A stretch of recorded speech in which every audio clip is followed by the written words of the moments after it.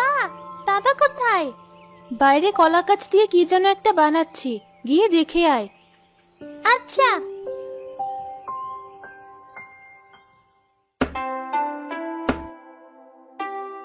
রিমি, কোথায় যাচ্ছিস? তোমাকে খুঁজতে বের হয়েছিলাম। তুমি কি বানাচ্ছো? কলা গাছের বাড়ি। এই বাড়ি বানানো শেষ হলে কদিন পর আমরা সবাই মিলে এই বাড়িতে থাকবো। কিন্তু আমাদের বাড়িতে একদম ঠিকঠাক আছি। ওই বাড়ি ছেড়ে আমরা এই কলা গাছের বাড়িতে কেন উঠবো বাবা? আরে, তুই তো জানিস না, আমাদের এলাকায় বৃষ্টি কম হলেও অন্যান্য এলাকায় অনেক ভারী বৃষ্টিপাত হচ্ছে। আমি নিশ্চিত যে কিছুদিনের মাঝেই ভয়ানক বন্যা হবে। তখন এই কলা গাছের বাড়িটাই আমাদেরকে বাঁচাবে বন্যার পানি থেকে। কিভাবে? বন্যার পানিতে তুমি ভেলা বেঁচে থাকতে দেখেছো নিশ্চয়ই। এগুলো কলা গাছ দিয়ে বানানো হয় বলেই বেঁচে থাকে। ঠিক তেমন আমাদের কলা গাছের বাড়িও বন্যার পানিতে বেঁচে থাকবে। সত্যি? তাহলে তো খুব ভালো হবে।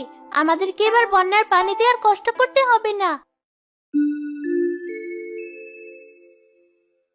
এই যে ভাই, আপনার বলা জিনিসপত্রগুলো সব এনেছেন? এখানেই রেখে যান তাহলে। আবার এতগুলো ডাল তরকারি এনেছো তুমি? আমরা এই কয়জন মানুষ, এত ডাল তরকারি দিয়ে কি করব? আরে, লাগবে লাগবে। বন্যা কতদিন থাকে কে জানে, তাই আগেভাগেই সবকিছু জোগাড় করে রাখা ভালো।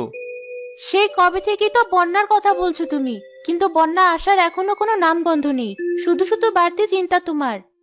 বাড়তি চিন্তা নাকি, কয়দিন পরে বুঝবে তুমি। ঠিক সময়টা আগে আসতে দাও। দেখতে দেখতে আরো কয়দিন পার হয়ে গেল।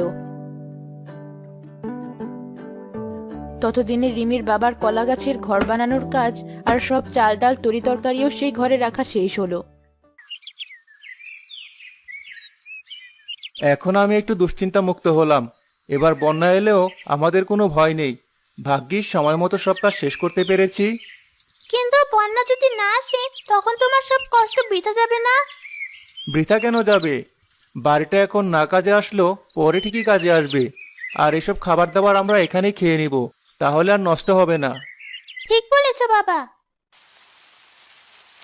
এই দেখো, বন্যার কথা বলতে না বলতে বৃষ্টি শুরু হয়ে গেল। চল ঘরে যাই, নয়তো তোর মা আমাদেরকে ভেজা অবস্থায় দেখলে বকবে। একটানা কয়েকদিন ভারী বৃষ্টি হয়ে পুরো গ্রাম ডুবে গেল। রিমিরা তাদের কলা গাছের বাড়িতে গিয়ে উঠল। দেখেছো, বলেছিলাম না? এখন তো বুঝছো আমার কত বুদ্ধি। যেখানে সবাই পানিতে হাবুডুবু খাচ্ছে, সেখানে আমরা কত আরামে এই কলা গাছের ঘরে বসে আছি। খাবার দাবারেরও কোনো চিন্তা নেই। সবই বুঝলাম, কিন্তু এত চাল ডাল আর তরি তরকারি আমরা এই কয়জন মানুষ কিভাবে খেয়ে শেষ করব? তরি তরকারি গুলোও তো সব নষ্ট হয়ে যাবে তাড়াতাড়ি না খেলে। তা ঠিক বটে। নষ্ট হলেই কি, পানিতে ফেলে দিব? এই বন্যায় এত মানুষ যেখানে খেতে পারছে না, সেখানে আমরা খাবার নষ্ট করব? এটা তুই কিভাবে বলতে পারলি? তাহলে আমরা কি করব? কেউ আমাকে একটু আশ্রয় দাও। এই বন্যায় আমার সব শেষ। আমার ভাঙা ঘরটাও পানিতে ভেসে গেছে। আমি এখন কোথায় থাকবো, কি করব, কিছুই জানি না। আমার মায়ের বয়সী এক বৃদ্ধা বিপদে পড়ে সবার কাছে সাহায্য চাইছে, তবু কেউ তাকে সাহায্য করছে না কেন? এখন সবাই বিপদের মধ্যে আছে। সবারই খাবার আর থাকার জায়গার অভাব। আর তাকে কেউ চিনে বলেও মনে হচ্ছে না। এই সময়ে অচেনা একজন মহিলাকে কে আশ্রয় দিবে? আমি দেব। আমাদের থাকার জায়গা আর সাথে যথেষ্ট পরিমাণে খাবারও আছে। বুড়িমা, আপনি এদিকে চলে আসুন। তুমি আমাকে বললে?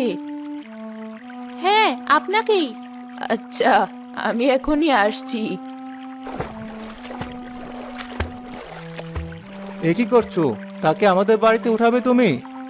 আমি জানি তুমি কি নিয়ে ভয় পাচ্ছ, কিন্তু তাকে দেখে কেমন যেন আমার মায়ের কথা মনে পড়েছে। আমি নিশ্চিত সে মানুষ হিসেবে আমার মায়ের মতোই ভালো হবে। বাবা, আমি এসেছি। তোমরা কেউ একটু আমাকে টেনে তোমাদের বাড়িতে তুলো। আমি উঠতে পারছি না। এই যে আমার হাত, উঠুন। অনেক ধন্যবাদ মা তোমাকে। কতক্ষণ ধরে যে আমার এই ভাঙা বাড়ির টুকরোই ভেসেছিলাম। ভেবেছিলাম এবার হয়তো আর রক্ষে নেই। তোমরা তাও আমার মতোই বুড়ির ওপর দয়া করলে। এসব বলে আমাকে ছোট করবেন না। রিমি, যা বুড়িমার জন্য খাবার নিয়ে আয়। কতক্ষণ যাবত সে না খেয়ে আছে কে জানি। আচ্ছা মা। বুড়িমা অনেক তাড়াহুড়ো করে সব ভাতকে শেষ করার পর পানি খেয়ে তৃপ্তি পেল।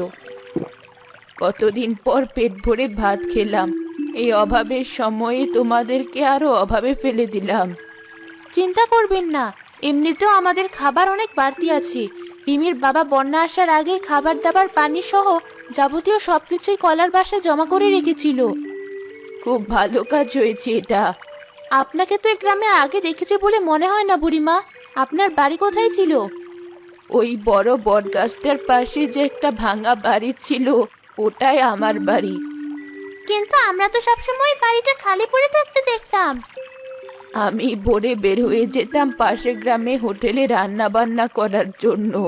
কাজ শেষে আবার রাত করে বাড়ি ফিরতাম, তাই কেউ আমাকে চিনতও না, আর আমার বাড়িটা খালি বাড়ি ভাবতো। এখন তোমাদেরকে যন্ত্রণা দেওয়ার জন্য তোমাদের বাড়িতে এসে উঠেছি। বুড়িমা, বন্যার পানি নেমে না যাওয়ার আগ পর্যন্ত আপনি আমাদের বাড়িতেই থাকবেন। এখন আর আপনার কোনো চিন্তা নেই।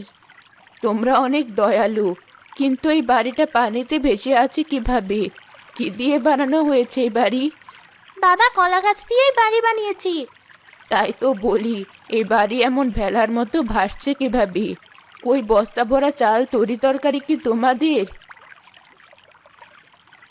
হ্যাঁ, বন্যার পানি কতদিন থাকবে কে জানে, ততদিন এই তরি তরকারি টিকবে নাকি কে জানে। তাই আপনি আসার আগে ওগুলো দিয়ে কি করা যায় তাই আলাপ করছিলাম আমরা। আমার একটা পরামর্শ শুনবে তোমরা? কি পরামর্শ? তোমরা এখানে একটা ভাতের হোটেল দাও। কিন্তু এই বন্যার ভেতরে আমাদের হোটেলে কে খেতে আসবে? আসবে আসবে, অনেকেই আছে এমন। অনেকেরই ঘরে চাল ডাল রান্না করার মতো খড়ি চুলো নেই, তারাই আসবে তোমাদের হোটেলে খেতে। কিন্তু এই বন্যায় তো মানুষের টাকা পয়সারও অনেক অভাব, ওরা আমাদের হোটেলে কিভাবে খাবে? টাকা পয়সা ছাড়াও তোমরা অন্য কোনো প্রয়োজনীয় জিনিসের বদলে তাদেরকে হোটেলের ভাত খেতে দিতে পারো, যেমন কাপড় চোপড়, ওষুধপত্র ইত্যাদি। যার কাছে বাড়তি যে জিনিস আছে সে ওটা দিয়ে তোমাদের হোটেলে ভাত খাবে। বুদ্ধি তো খারাপ না। তুমি কি বলো রিমির বাবা? আমার কাছেও ঠিকঠাকই মনে হচ্ছে, কিন্তু এত মানুষের রান্না কি তুমি একা করতে পারবে? ও নিয়ে তুমি চিন্তা করো না, রান্না বান্নার সব দায়িত্ব আমার। তোমরা শুধু একটু কেটে বেছে দিও, তাই হবে। তুমি রাজি? ঠিক আছে, তোমরা যখন বলছো।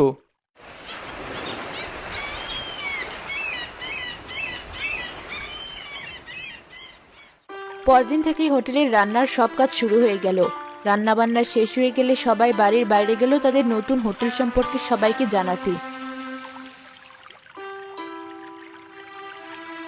এই সময়ে খাবারের এত সুন্দর সুগন্ধ কোথা থেকে আসছে? ওই কলা গাছের বাড়িটা থেকে আসছে মনে হয়। চলো তো আমাদের ভেড়াটা নিয়ে ওদিকটা গিয়ে দেখি কি হচ্ছে।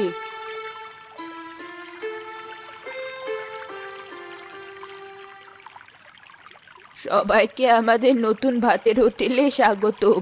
এই ভয়ানক বন্যা পরিস্থিতিতেও সুস্বাদু ও স্বাস্থ্যসম্মত খাবার খেতে চাইলে আপনারা আমাদের হোটেলে চলে আসতে পারেন। এই হোটেল খোলাই হয়েছে আপনাদের সবার কথা ভেবে, তাই নির্দ্বিধায় সবাই চলে আসুন। রিমির মা, তুমি এই পরিস্থিতিতেও মজা করছো? মানুষের কত টাকা পয়সা পানিতে ভেসে গেছে তার হিসাব আছে। ওরা তোমার হোটেলে কিভাবে খাবে? আমি মজা করছি না। এই হোটেলে শুধু টাকার বিনিময়ে না, অন্য যে কোনো প্রয়োজনীয় জিনিসের বদলেও মানুষকে খাওয়ানো হবে। তখন আমি এই মাছটা ধরেছিলাম, কিন্তু এই মাছ রান্না করার মতো তেল মশলা কিছুই নেই আমাদের। আমরা যদি আপনাদেরকে মাছটা দেই তাহলে কি এর বদলে আপনার হোটেলে খেতে পারবো? কেন পারবে না? তবে মাছের দুটো টুকরো আমাদেরকে খাবারের দাম হিসেবে দিতে হবে। আমরা রাজি, তুমি বুড়িমার হাতে মাছটা দিয়ে দাও।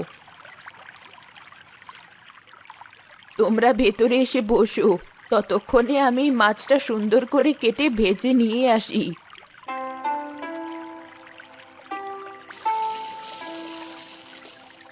বুড়িমা ঠিকঠাক মতো নুন মশলা সব দিয়েছে তো তরকারিতে? আমরা তো তার রান্না একটুও খেয়ে দেখলাম না কেমন হয়েছে। মানুষজন না খেতে পারলে তো সব নষ্ট। নষ্ট কেন হবে? গন্ধে বোঝা যায় রান্না অনেক ভালো হয়েছে। আমাদেরও পালা আসবে খাওয়ার, তুমি আগে তাড়াহুড়ো করো না। এই নাও তোমাদের মাছ ভাজা আর ভাত, এবার কে বলো কেমন হয়েছে।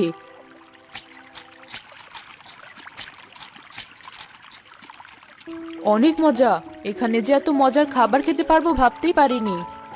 আমাকে আরেক থালি বাদ দেওয়া যাবে? কেন যাবে না? এই নাও।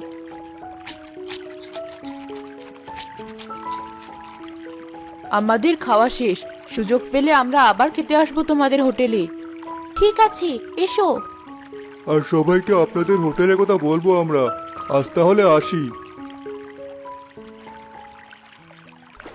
ওরা দুইজন চলে যাওয়ার পর আশপাশ থেকে বিভিন্ন মানুষ ভাতের হোটেলের সামনে ভিড় করতে থাকলো।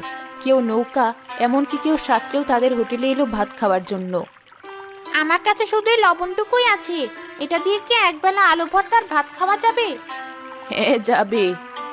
কটা স্যালাইন আর জ্বরের বাড়তি ওষুধ ছিল আমার কাছে, এগুলো নিয়ে এসেছি।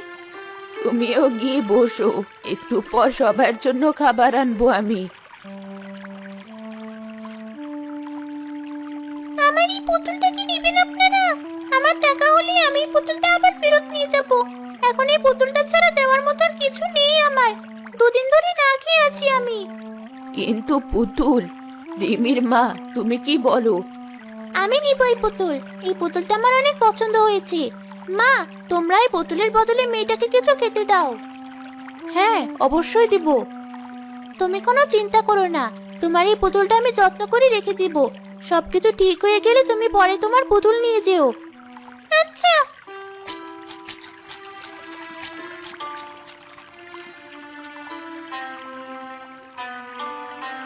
প্রথম দিনে এত মানুষ হবে ভাবতে পারিনি। যা রেঁধেছিলাম তা আরো কম পড়েছে। তুমি তো ভেবেছিলে এত খাবার শেষ করতে পারবে না, ফেলে দিতে হবে। এখন তো দেখছি উল্টো আরো কম পড়বে। কম পড়বে না আশা করি। যতদিন বন্যা আছে ততদিন পর্যন্ত আমরা মানুষের জন্যই হোটেল চালিয়ে যাব। এবার যা যা পেয়েছি সবাই মিলে সব গোছানো শুরু করে দাও। যতদিন পর্যন্ত বন্যার পানি থাকলো ততদিন পর্যন্ত ভাতের হোটেল জমজমাট চলতে লাগলো। বন্যার পানি কমে আস্তে ধীরে সব স্বাভাবিক হতে লাগলো।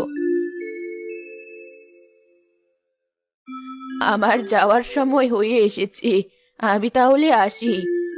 কোথায় যাচ্ছেন? আমরা ঠিক করেছি যে এখানে একটা ভাতের হোটেল দেব, যার রান্নার দায়িত্বে থাকবেন আপনি। আপনার কেউ নেই, তাই শেষ বয়সটা আমাদের সাথে কাটান। সত্যি, তোমাদের প্রতি আমি অনেক কৃতজ্ঞ।